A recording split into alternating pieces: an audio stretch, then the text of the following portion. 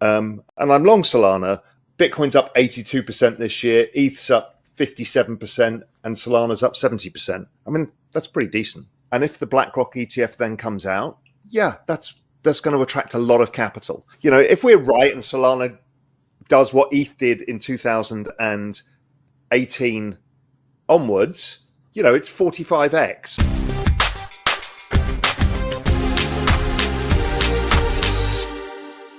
Solana is more of an investment. It's a larger cap token. It takes more to move it.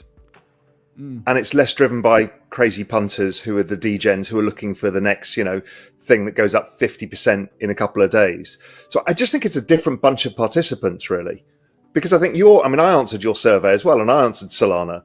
And I'm long Solana. And I think really the bigger tokens are going to be driven by money coming into the space overall. And then we had the regulatory issues where, you know, people are concerned. What does it mean? Solana and some of the others still have overhangs from FTX days and other stuff, while stuff like Neo doesn't have it. So it's part of that. And a lot of the time I just tell people it's all noise. So, you know, I think you drive yourself crazy looking for the next big thing when in front of your eyes over time, if I look at my screen, Bitcoin's up 82% this year, ETH's up 57%, and Solana's up 70%. I mean, that's pretty decent. And you haven't got the investors. So what you're doing is proper analysis. That needs kind of fresh capital into the space. What we've got is actually churning. You know, people flipping out of NFTs into Pepe, that kind of stuff. But what you're doing is saying, well, if new capital comes into the space, they're going to look for these fundamental proper opportunities. We're just not seeing new capital yet. So my thesis has been always based on the liquidity cycle and macro. And the liquidity cycle for me bottomed in June last year, which is when ETH bottomed.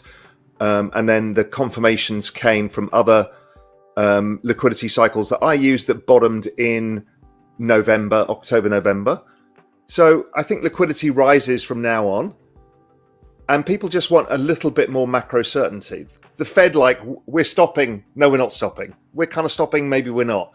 Doesn't help people. But I think capital is soon to come. I think the BlackRock ETF is another way of bringing fresh capital into the space. And so that's the real issue. It's a dead market right now. And it's just us lot moving money around. And until you bring in new people. Now, I have a different view on the US regulations. I kind of don't care. You're in South Africa. I'm in the Cayman Islands. It makes no difference to us. I mean, zero. Yeah, it's not a great look, but, you know, having been in this since 2013, I've gone through this so many times and everybody feels miserable. I can't believe people still feel miserable now and the space is up 80% this year. And everyone's still like, oh, it's the end of the world. Nobody loves us. Everybody hates us. Everybody on crypto Twitter's turning on each other, trying to destroy each other. I mean, it's madness. And it's actually boredom that does it while waiting for the cycle to turn. The US stuff, I just think it's noise over time. There will be a regulatory outcome. And what percentage of the US volume is Coinbase? 70%? Probably the majority, yeah. Probably the majority. My guess is Congress resolves this first. It's becoming a political issue. And Gensler is under pressure. I think that's why he's approved the BlackRock ETF. We assume he's approved it, which is why everybody's filing, because he's going to say, well, look, Bitcoin, I'm going to throw them a bone and I'm going to give them a Bitcoin ETF and that'll shut them up, because he's under a lot of political pressure now. And so I don't think they want the massive political pressure going into the election. So that's what I think is going on. And I think Congress are going to try and force some sort of ruling. If not, we've got Brad Garlinghouse's case for Ripple that still has to go through. I think there's a decent chance that they will get some more positive outcome. And Coinbase are going to go to, if Congress doesn't change anything, they're going to fight to the bitter end. So that means if you're right and it's a 5-year thing, well, Coinbase are going to list Solana for 5 years. I like Coinbase. The people there, I know the Coinbase people very well. They're super high quality. They've built a great business, got a great institutional business. You know, even the BlackRock ETF, surprise, surprise, who's the custodian? Coinbase. You know, it's a high quality operation. So I think if anybody survives this, it's them. And if anybody flourishes on the other side of this, it's them, because almost everybody else, all the small exchanges, are being forced out of the US because they don't want to deal with the regulation. I think it was a strategic move by Gensler. I think he, as I said, is under political pressure, and he needs to throw a bone to Congress and everybody else to say, I'm not just being objectionable. You know, I am going to allow innovation, but only Bitcoin and only with a massive financial institution. So he's throwing Wall Street a bone, which is this point you're raising about where Larry Fink is in the pecking order. He's throwing Wall Street a bone, and he's politically trying to cover his arse. So it's really a matter of price. Institutions, RAAs, investment advisors won't buy it if the price is not good. It's not like, oh my God, we can now buy Bitcoin. But if the price is going up like it is now, yes, it'll bring much more capital into the space. So all of these guys are sheep. Pretty much everybody in the financial markets are sheep. They're all momentum traders. So if we've got momentum, if the dollar is weakening a bit, and if the BlackRock ETF then comes out, yeah, that's going to attract a lot of capital. If it was 3 months ago and they launched it, it would have attracted nothing. Yeah, if you take your emotions out of what you want the space to be, and you want the new up and coming people, you know, Bitwise, because I like Hunter and stuff like that. But you're right. If I want the space to attract capital and get larger global recognition, BlackRock is exactly the right person to do it. Well, the emotions come in that BlackRock is at the epicenter of the global financial system. It's like Goldman Sachs launching an ETF on Bitcoin, and people want to wrestle this away from the existing incumbents, and I think rightly so. I mean, the whole reason for this space is to create a parallel financial system, and what they're trying to do is bring it in just as a regular asset into the system. And I can understand why, you know, at an emotional level, I don't really like BlackRock doing this. But for a bags level and for an adoption level of the space overall, yes, it helps. Emotionally, I would love to see it differently. Yeah. But I think it's exactly the right answer as BlackRock. I don't really want everything to be custodied at a centralized level in a global financial institution. But I'm willing to accept that for the extra adoption, because the space will figure it out over time. More people will self-custody stuff. More people will do other things, build on top of the network. So right now, fucking miles away. Although I do think there's probably a lot of institutional interest in ETH.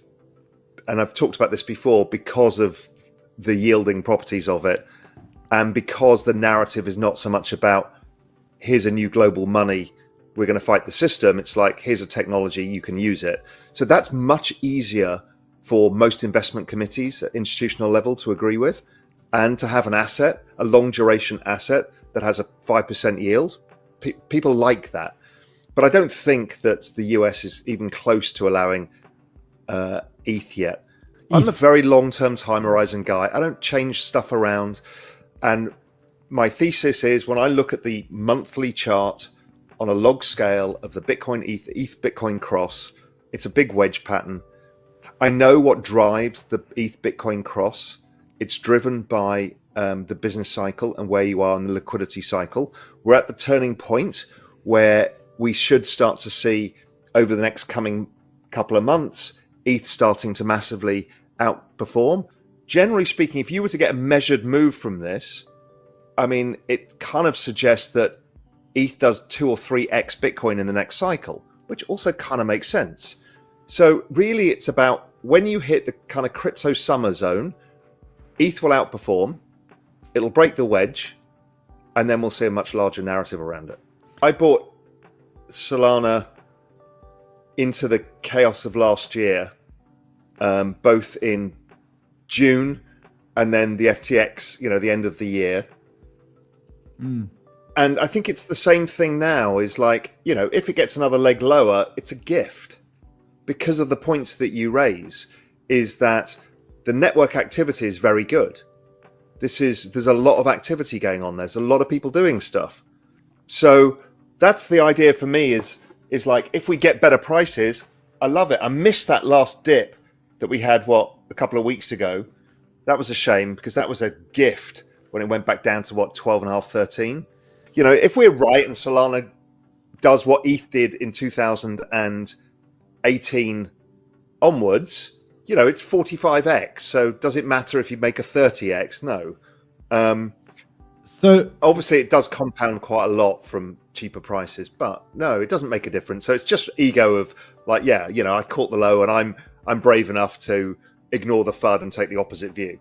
I'm still 85% ETH, 10%, it's like maybe 80% ETH, the rest really Solana and a small amount of Bitcoin. I don't own much Bitcoin. Well, also just think of reputationally, right? You've got a lot of following. Somebody creates a fake RAN and pumps some token, and there's so little you can do about that. I mean, people haven't got their heads complexity of what this means. You're boasting how fast you can do a Spanish version of RAN, and I'm thinking, well, I can just get RAN to pump tokens for me, and he's never going to know. It's like that's the danger is somebody can take me and make me say anything. Somebody can take Joe Biden and make him say, we're going to nuke Russia tomorrow. And we can't prove it. I've done a lot of work on this over the years, and it all came together in something called the Everything Code. You hear me allude to it. You hear people talk about it. I've done a few podcasts on some of it. But what I've basically figured out is that I think liquidity in terms of central bank balance sheets is forecastable out to 2 or 3 years. And asset prices, like the NASDAQ, is correlated 97% with our liquidity indices. And therefore, if I can forecast liquidity out 2 years, I can forecast the NASDAQ, Bitcoin, Ethereum out for 2 years. Now, it's still a hypothesis, but it is based around an enormous amount of work about what happened after 2008, I think the big reset that everybody's waiting for happened in 2008. All debts were basically forgiven by saying all interest rates are going to zero. So you don't have no burden to pay your debt. Yep, and it's a mechanized process of which I've pretty much proved it in the Everything Code, that it's happening and come across it different ways, and then proved out that I can probably forecast it into the future because it's so cyclical right now because of this debt cycle of all of the debt being rolled. And therefore I can probably forecast asset prices as well. And they're pretty shocking. I'm not going to give it away, but it's pretty shocking what it gives ETH, Bitcoin, and the NASDAQ.